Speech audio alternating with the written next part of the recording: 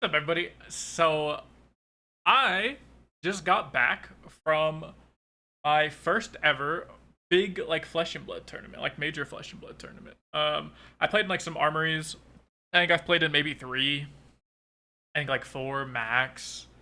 Maybe it's like three or four armories. But the world premiere for Rosetta just happened in Flesh and Blood, and it sounded cool. I had a free plane ticket, so I was like, why not? I have free points. Might as well use my plane ticket, make it there. Was able to get it sponsored, so all that stuff was fun.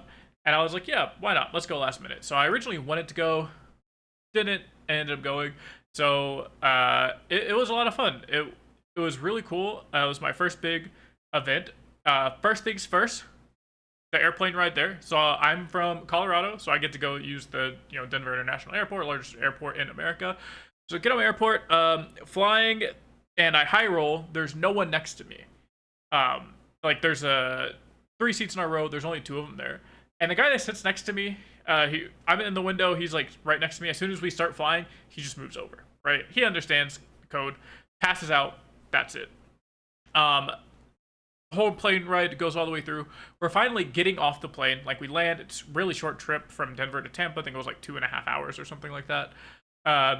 And we're sitting there. I have my AirPods in. I'm like looking at cards. People are posting pictures of like judge packs, all that. And this guy just like leans over, and he goes, he kind of whispers, and he's just like, "Are you Mo?" And I like didn't. I don't know. I like assumed he was talking to me because I'm Mo and he was sitting next to me, but also like didn't know if he was, and I didn't want to be weird. And I didn't know if I heard him correctly, so he like reaches out, and so I look over at him, and that's when I finally realized that like it was Christopher Ioli, the like runner up from Worlds, was sitting next to me like the whole plane ride, and we just didn't talk about Flesh and Blood. He just like slept the whole time, and I slept the other half of the time. And then finally we were getting off. He was like, "Oh, are you here for the world premiere?" We chopped it up a little bit, and that was really cool. So I finally get there, and I'm like, "Oh, I'm actually meeting people in real life that I've only met online and through like Twitter and stuff like that." So it's already immediately like really cool that I finally get to meet people. Right, so first event, I'm super hyped about it. I get to the Airbnb. I get picked up by Card Gamer, some of the other LOR guys. So like Tank's in the car, Sam Sam's in the car. I think it's just Tank and Sam in the car at that point. Floppy was already back at the Airbnb. But I'm sharing a different Airbnb with people with Quaco, Donut LOR. So all in all, there's about 8 of us, or there is 8 of us total between the two Airbnbs. And it was a pretty fun night. We didn't stay up too late or really do anything. I think we ordered some pizza and like just waited for people to get around, hung out for a little bit, and then the world premiere starts on Friday. So world premiere starts. I have never played a sealed event ever in my life in Flesh and Blood. I don't know what draft is like. I don't know what sealed is like. I know what the formats are from other card games like Magic or whatever. So I know it's like I'm essentially going to open up some amount of packs, make a 30 card deck. That's it. Now I practiced with the LR boys for about a week before, just playing the blitz decks and making decks like that. But we didn't have all of the mythics or like legendaries or anything revealed to us, or not even all the commons, right? So we weren't able to get good practice in. We were able to just essentially learn kind of how the heroes want to play. And we were immediately kind of all drawn towards Florian because we were like, yeah, Earth seems kind of silly. Florian specifically seems really good. He seems like he has a wide range of cards you can use in your sideboard, all that type of stuff. We get to our world premiere pool, and mine is, looking back at it, pretty decent. I don't think it's like particularly great, but I opened a Felling, so like it couldn't have been that bad, right? I proceeded to go 1-3. My games were not good. My very first game, I played against a Verdance, and all they did was gain life. They played a card that they played multiple cards I've never seen before, including like a 2-cost 8. Essentially, once you're decomposed, you have 4 in your bandage zone. It's just a 2-card 8. I've never seen that card before. I had to read it. That was sick. They pulled a Candlehold, and so they played Candlehold against me, and I was like, that's pretty sick. Not close at all. I ended up winning my second game because it was against an Acilio, and Acilio decks are not very good in sealed. It makes sense, they were in the 0-1 bracket. That's why they played against me. That game wasn't really special. I kind of just blocked all of their physical attack, and then they didn't really play high quality cards. I just hit them with my like 2-card 7, 2-card 8. I felling them. It was sick. I got to play felling. Round 3, it was a Florian mirror, and I'm also not very good at Flesh and Blood yet. I've only been playing for a few months. Probably, I think it's been about 3 months at this point. But new set, arcane stuff. Still hard to gauge. Sealed sets, and especially sealed with like arcane damage, is pretty tough. So I didn't really understand what I was doing yet. Lost. And then round 4, I'm against an Aurora. And at this point, in between rounds, my friends and I kind of gathered in between rounds, talk about what we've played against, talk about how things have gone, nerdy shit like that. And we've basically all come to the conclusion that like the Lightning Heroes suck pretty bad. Like you can play Lightning decks, they're not like unplayable, but just play like Earth. And like your Earth decks are really good, your Florian decks are super good. 99% of your Verdance decks, you should just be playing Florian unless you just open like pure gas, like multiple of the Verdance like split cards or the candle holds or whatever like that. You know, most of the time you just shove the same healing cards that are really good in Verdance, put them in a Florian, and like you're chilling. So, you know, Aurora's kind of in the middle, and then Acilio's kind of just bad. So I sit across from an Aurora, and I'm like, oh, cool, this matchup should be cool. I'll go like 2-2 my first event. Y'all be pretty happy with that. I was pretty happy with 1-3 that I got a game. And they have like the really cool Marvel Young Aurora. Like, I don't know if they opened it or like maybe their friend opened it and gave it to them or whatever. But anyways, they were playing with like a Marvel Aurora, and I was like, oh, that's sick. And I don't know how to explain it other than this person's deck was like the best Lightning deck I have ever seen. They were in the 1-2 bracket, like potentially going to go 1-3 with this deck.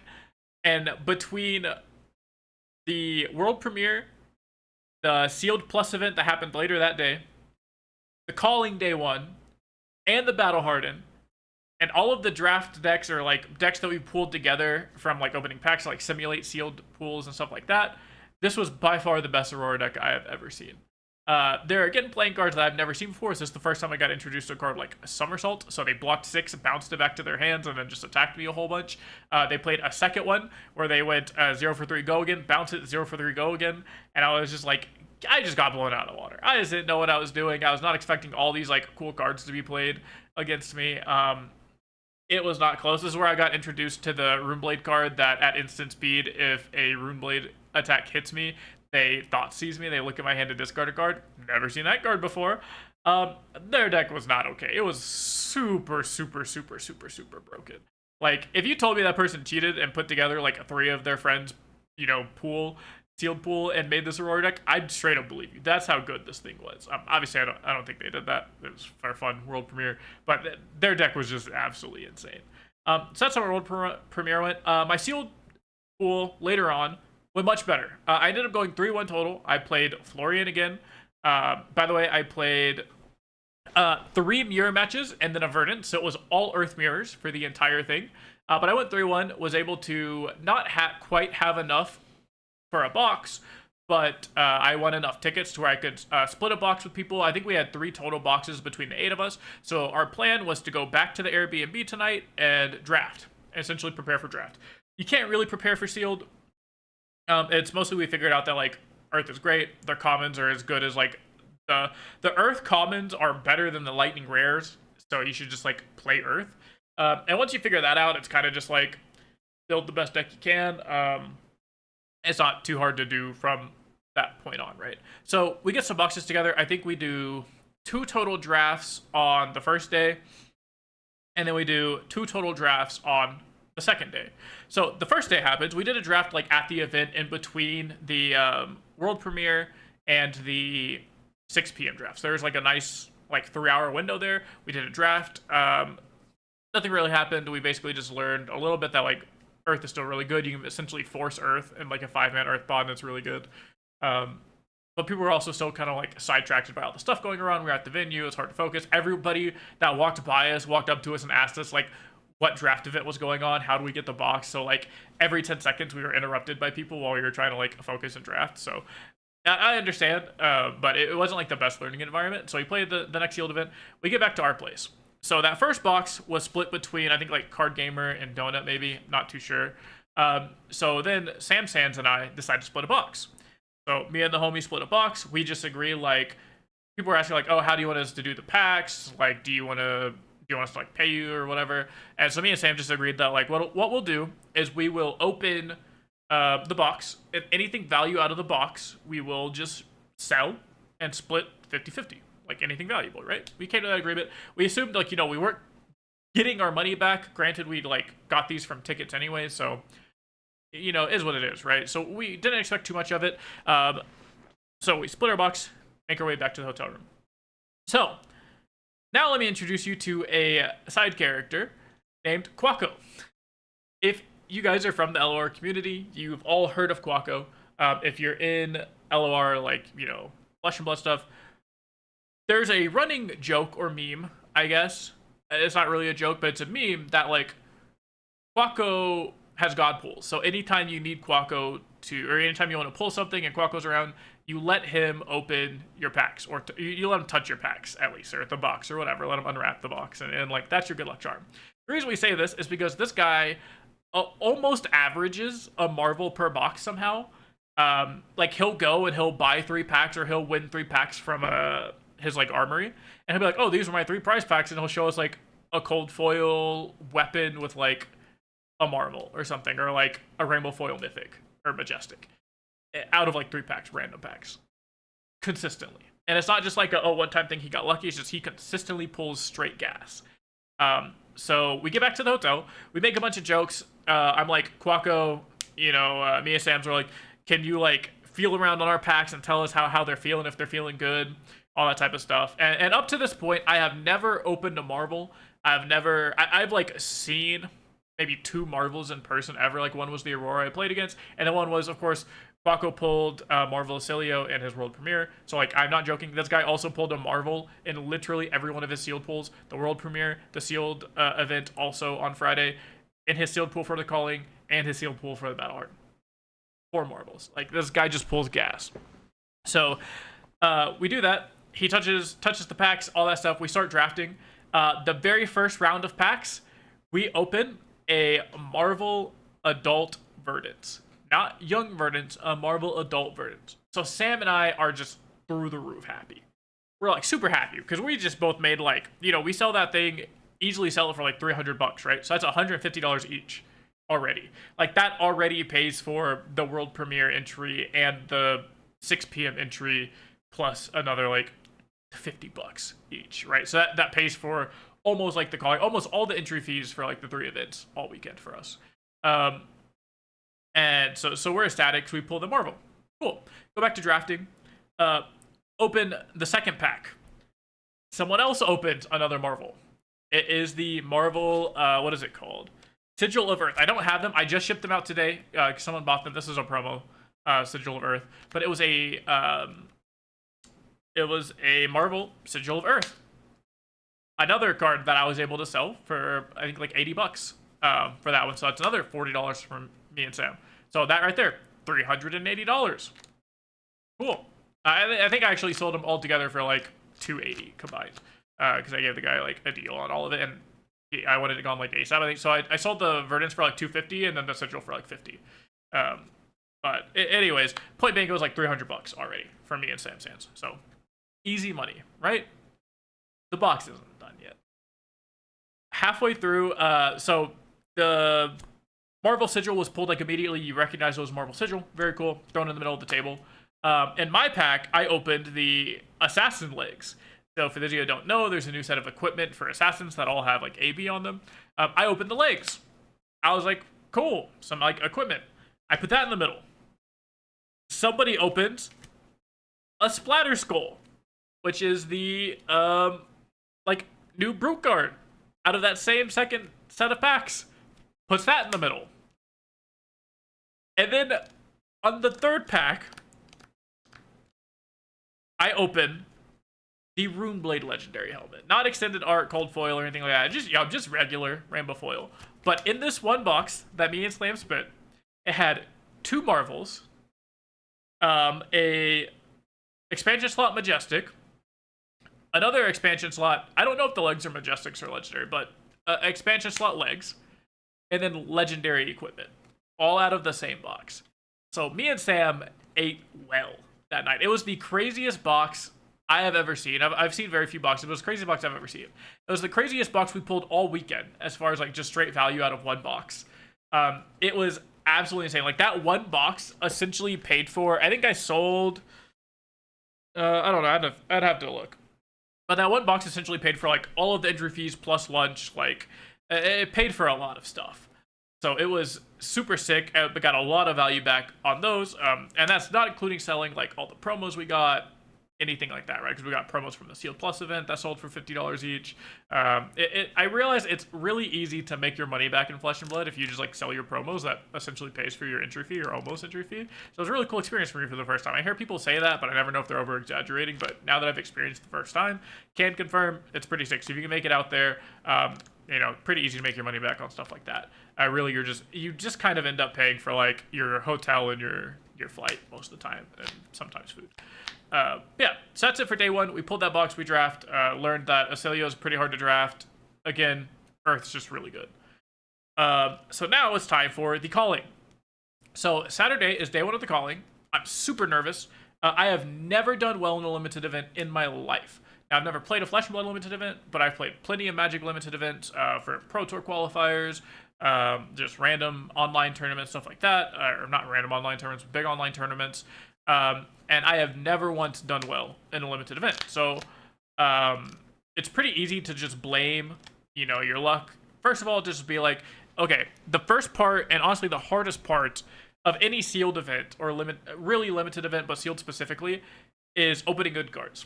Because if you open bad cards, especially if the format's not the greatest, you kind of just know if you're going to be able to do well, like if you're going to top 8 or day 2, or like at least do well or have a chance to, or not, right? Because you're just going to say like, oh, I opened like no good cards, sucks to suck, GG. That's kind of like, happened to me a couple sealed pools, but going into the calling, I'm watching my opponent open all my packs for me, or I think I open them and then I put them in like a pile, but you can't like really go through them. I count to make sure that I have, 12 in each pack? So I count to make sure I have 12 in each pack. So when I do that, I kind of get to see a little bit of what I have, but not really. So I'm doing all that. I see really quickly, I think like my very first pack opened a Germinate. And I was like, oh, that's cool. Like, that's good. Florian, good. It is the champion I had the most like prep time on. So I was like, automatically Germinate, I'm probably forcing Florian. Like, unless my Earth pool is just like non-existent, or unless I just actually have every red go again possible in Lightning, I'm playing Florian. And I knew that from the first pack. So I'm kind of eating good. I had a really powerful imp.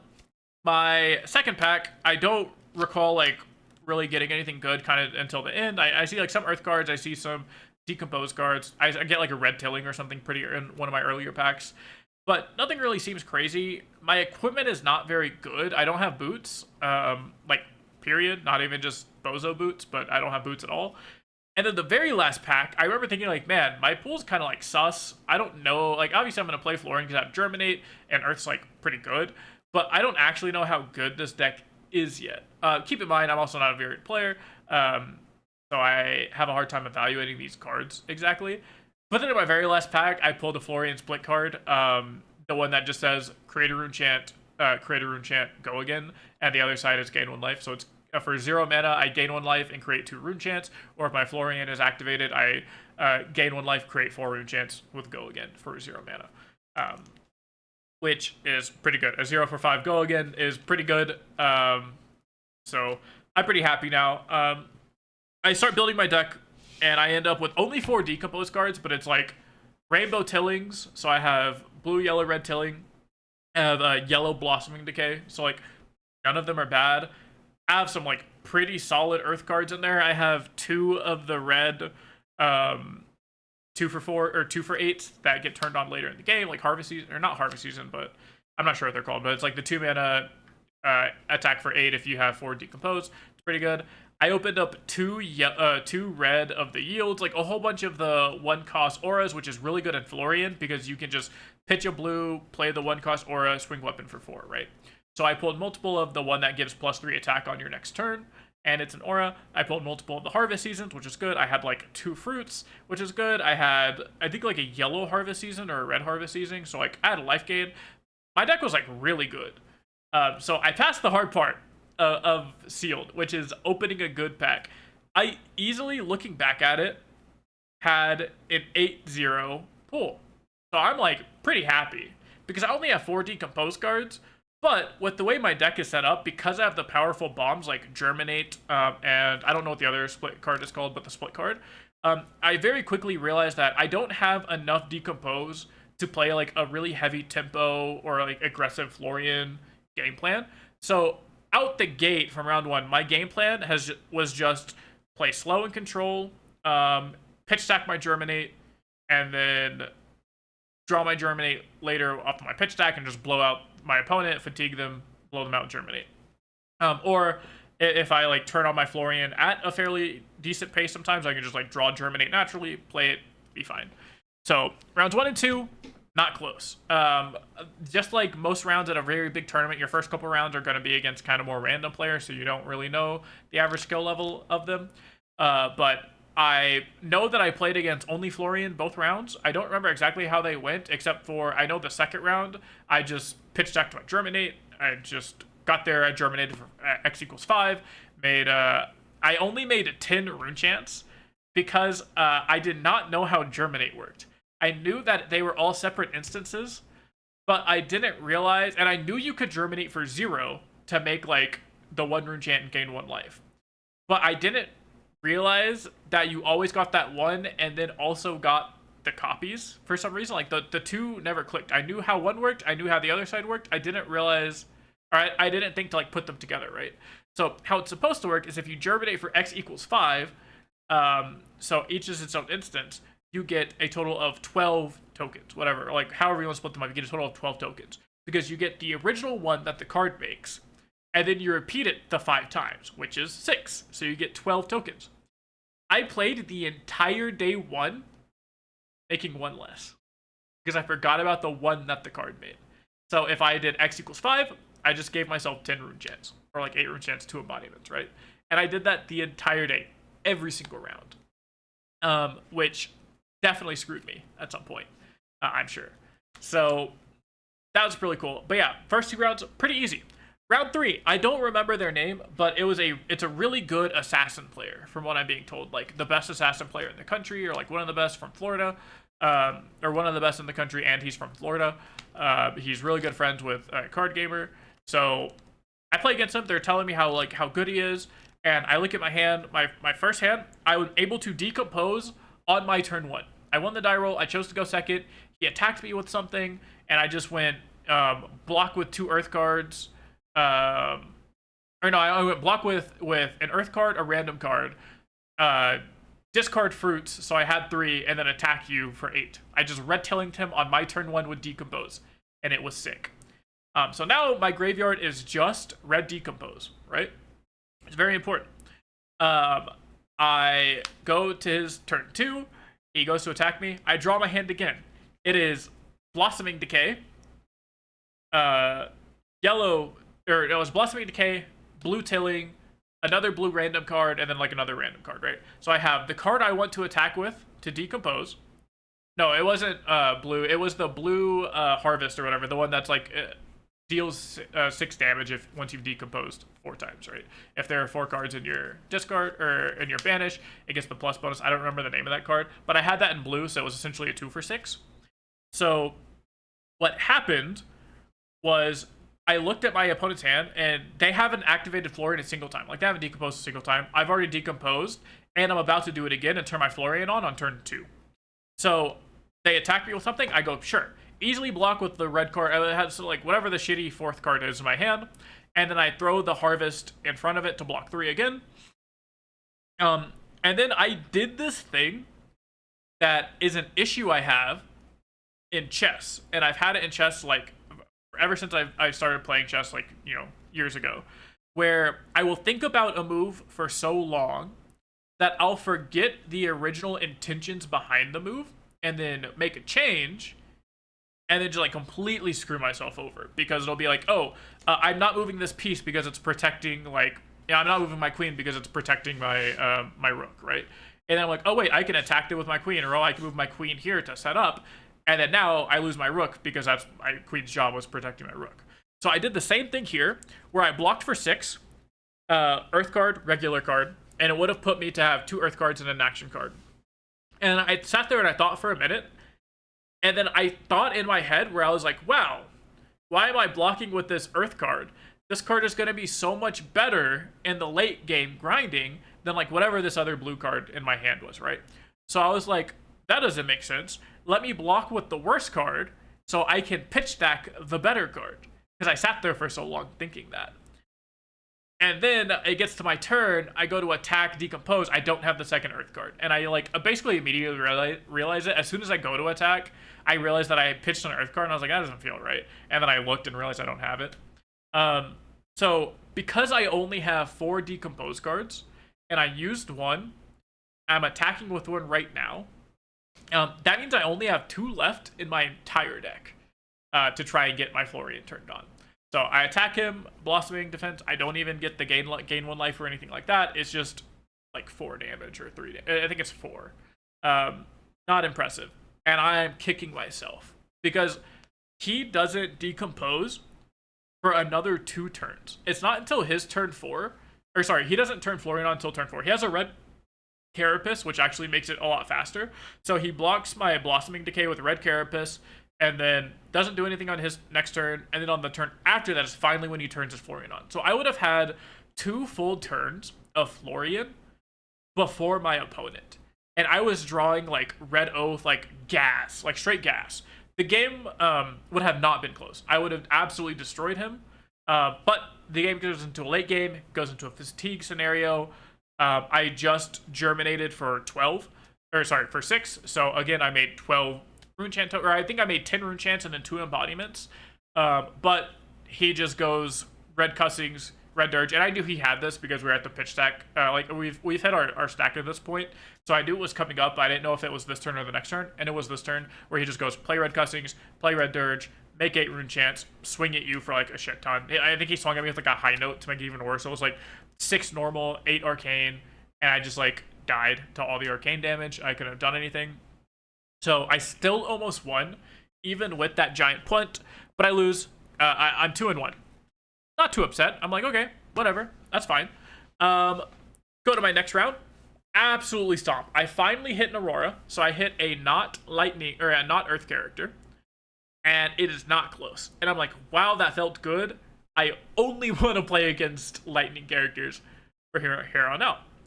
So I'm like, oh, cool, this works. So I went that. I'm now 4-1, and then I lose, and so I am 4-2. What happened was I played against a Verdance deck that legitimately gained 22 life, and I just could not output the damage. I learned how Perennial worked because my game plan was to fatigue Verdances up to this point, and they hit me with the Perennial. And what I did was I used my Sanctuary of Aria to AB like a big go again turn. Like they represented Trailblazing for like 5, and they still had 3 cards in their hand. Or they had 1 card in Arsenal and then 2 cards in hand, and they were Trailblazing me for 5. So I got scared, and I was like, oh, well, that's like a pretty big turn. Let me AB that with Sanctuary of Aria. I stopped the go again, and they had fruits, so they only IP1 themselves, but they still IP1 themselves, so I felt like pretty okay. Later in the game, they just played red Perennial, and then I died because I couldn't kill them before they killed me with Perennials. I couldn't fatigue them because they had Perennial, and I learned that for the future Verdance matches, I basically just need to save Sanctuary for Perennial. Learning experience, totally fine. Probably something I could have learned before that game to help me out. Totally fine. I understand that loss. I'm X-2, so I'm 4-2. So, going into my 5th round, I play against Nathan Crawford. Who, from my understanding, is a fairly good player. I don't remember where I saw his name. I think I saw his name on Twitter or something.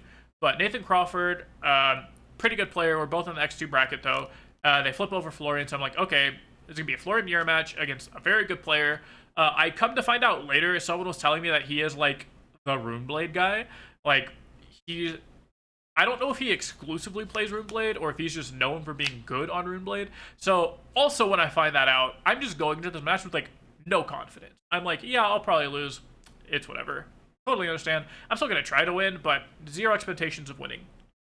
And then if I lose, I'm knocked out of day 2 contention, right?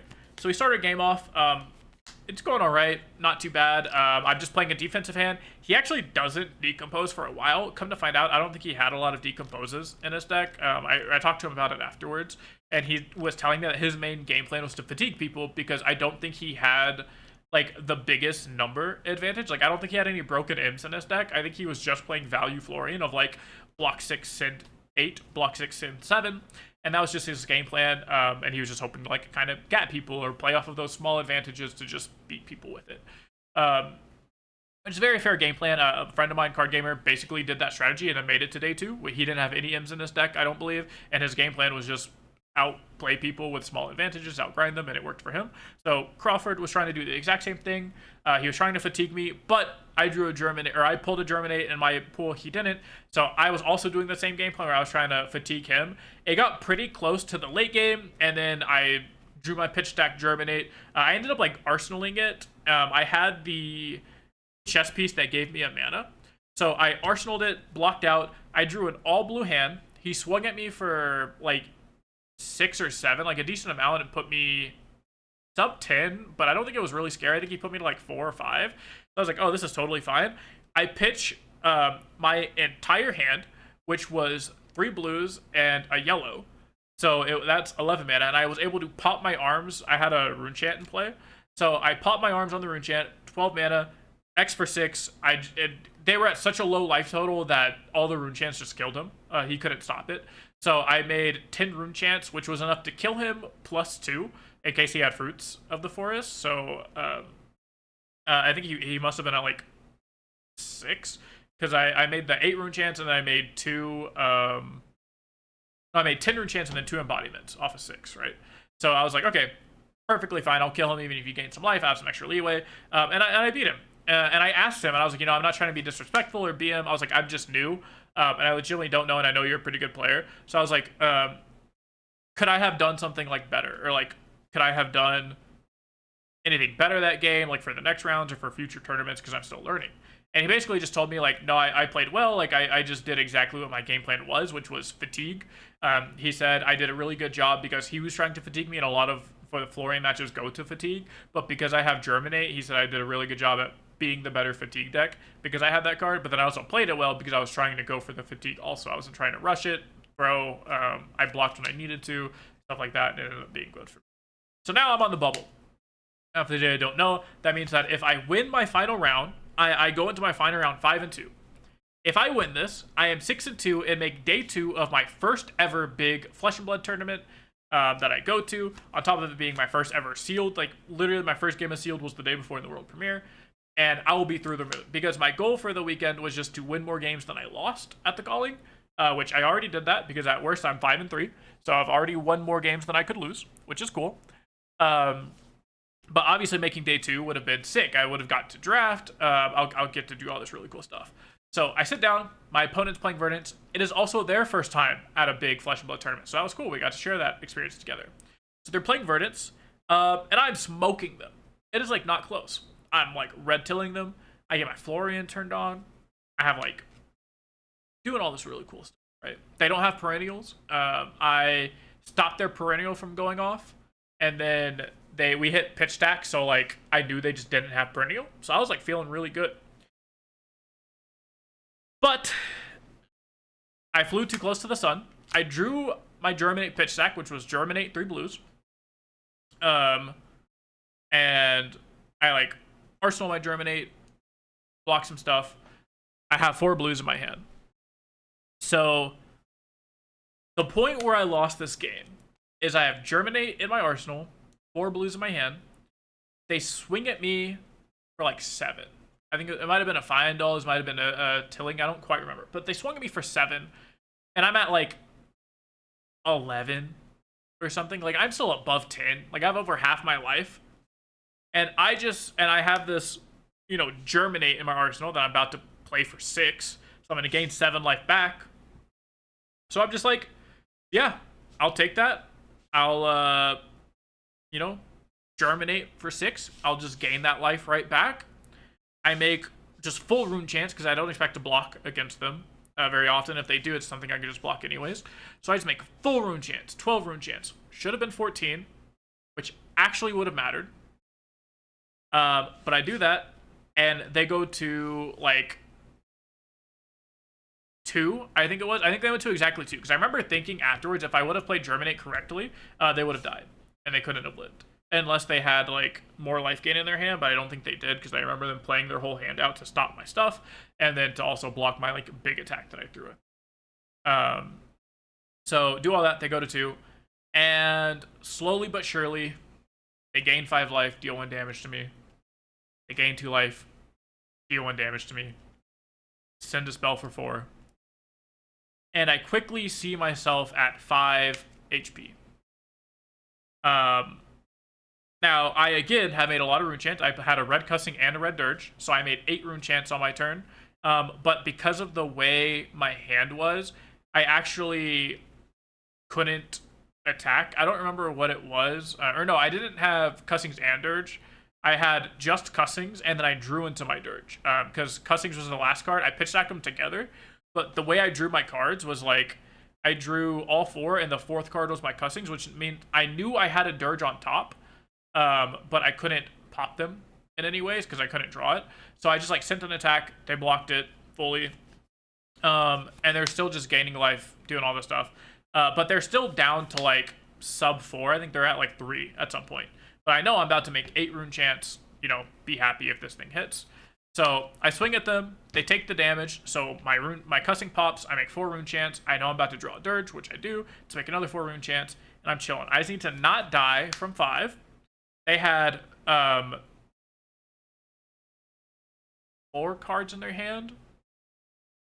Because it goes to their turn, and they pitch a card to amp. They play amp 3. And then the 3rd card in their hand was Roots of the Forest. And they just gain 2 life, send 5 arcane damage. And I don't have boots to prevent it. I don't have my own life gain. And I died from exactly 5 HP. They didn't have a spell in their hand.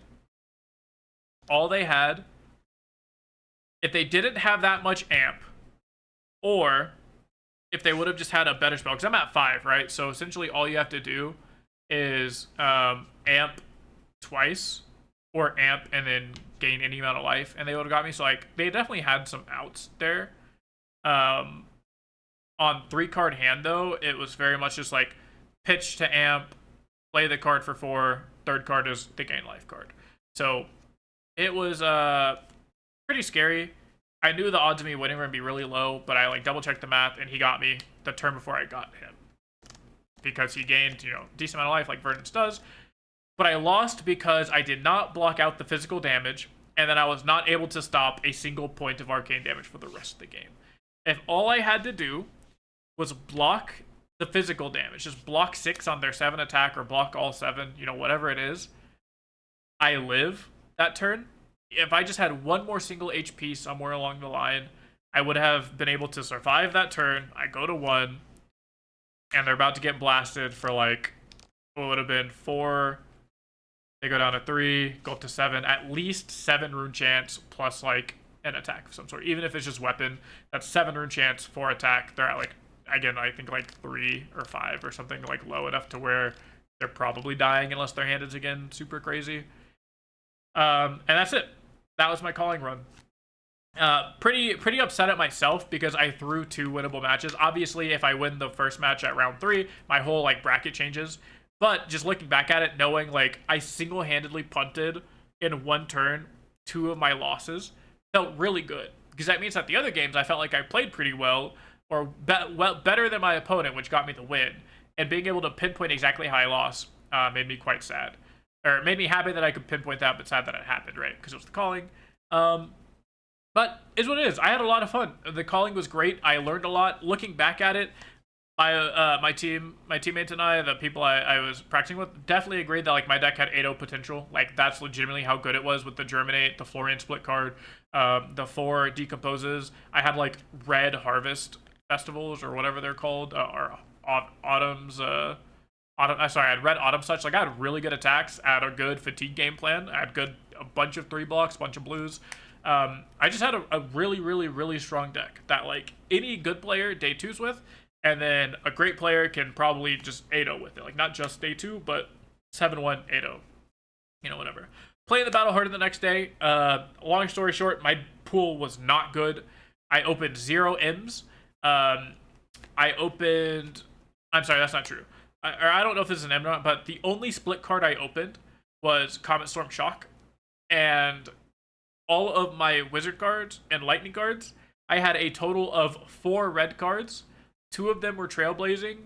1 was electrostatic, and then 1 was like the amp 3. No, it wasn't even the amp 3. It wasn't even playable. I think it was like a random zap or something. It was one of the zaps. Oh, it was the gain 2 mana zap. So 1 sigil total. It was not a good lightning pool. So I was like, fuck it, I'll force Florian. It's the best thing I can do on like a mid pool is just play Florian. I again had like rainbow tillings. I think I had like 5 decomposed total, but I had no gas. I think I had like few red attacks. I won my round 1 pretty easily, won my round 2 pretty easily. But then round 3, I just played against a Vernon's deck that had good cards. I lost, and I asked my opponent because he also seemed pretty good. So I was like, hey, do you have any advice of like what I could have done better, or like, can you tell me kind of like why I lost so I can understand the game more? And told me, I kind of knew. And he kind of stutters for a moment, trying to be like really nice, and I knew my sealed pool sucked, and talking to my friends, my sealed pool sucked. So after the guy kind of stuttered, I noticed he was trying to be nice. I was like, I feel like my deck just sucks. And as soon as I say that, he just looks at me, he's like, yeah, your deck sucks. And I was just like, yeah, I don't know what to do. I was like, I just don't really have game enders. I just have a bunch of like 2-for-7s, and then I just kind of have to hope that you don't play any like really good cards. And I didn't have boots, so I stopped the first red perennial with Sigil or Sanctuary of Aria. And I was like, yeah, I tried to like stop your thing with Sanctuary, but you had a second one. He's like, yeah, you did a really good job there, because there was a turn where he threw like a go again at me with multiple cards in his hand, and I just took it, and then I blocked out the physical attack. Luckily, it wasn't 2 arcane spells, but I was able to block out. Had like a really solid plan, but then he played a second red perennial, and I was just like, I don't have boots, so I literally could not stop it. And I knew the game was over from there. And then I proceeded to lose my next one. And it was just like, again, wasn't close. My deck kind of just sucked. I lost to an Aurora that played a very mid deck, but my deck was even midder, so wasn't close at all. Trip ended. It was pretty over. Nothing exciting kind of happened from there. We just kind of like went out for celebratory dinner, yapped it up in the parking lot. Pretty enjoyable. Got home. So overall experience was absolutely amazing. I highly recommend you guys go to a world premiere. I think it was pretty lucky that my first big event was a world premiere, so it had a little bit more of a casual feel to it day 1, which was a lot more fun. And then day 2 was still like the very serious day, and I really felt like I had a chance at winning. Whereas I feel like if I played in a CC event right now, I feel like I would have less of a chance at day 2ing or like doing super, super well. But because it was limited and because my cards were so broken, I actually had a shot in almost day 2 to my first event, which felt really, really cool to me. I got to meet a lot of my friends in person. All the like LOR guys I got to meet was really sick. It was really cool. Cannot wait for the next one. I don't know when my next in-person Flesh and Blood tournament will be, like big major, but I'm excited for the ProQuest season. I know it's coming up in October, so I think I got 6 total around me. That's in like 2.5 weeks or 3 weeks from now. I'm super excited for that. I cannot wait. If I win one of the ProQuest, I'm gonna just sell my black envelope, and I'll probably go to the calling in Portland, which will be CC and be pretty cool. So I'm excited for that. So hopefully I do well with that. I'll give you guys updates as to how my ProQuest season is going. I'm going to upload more Flesh and Blood content after this weekend. I'm like extremely hyped and ready to dive into Flesh and Blood. I think I was really hyped for Flesh and Blood, and I really enjoyed it, but I kind of died off when I was just playing like armories, and I felt like I was still lacking that like super competitiveness that I was like really fiending for, because armories are cool, but they're not like the most competitive environment, right? So I didn't have an online ladder to grind to prove, or to like, practice and get better than people, or have something to strive for. I haven't played in an in-person major, so I didn't really get the taste of that yet. But now that I have, I'm really ready to jump in. I'm ready to make a lot more content. I realized that like every time I tried to find content for something specific, like how to play a deck or how a deck plays, there wasn't really a lot of content for stuff like that. So I think I have some plans on what videos I want to make. Let me know if you guys enjoy these like tournament recap type videos. If you want me to keep making them, if you want me to make them for the Pro Quest season, all that type of stuff, you know, I'll do whatever. I'm always open to listen. So hope you guys appreciate it. It was super fun. I cannot wait for the next tournament. Highly recommend you guys go to one. But that's it for me for now. I'll see you guys in the next video.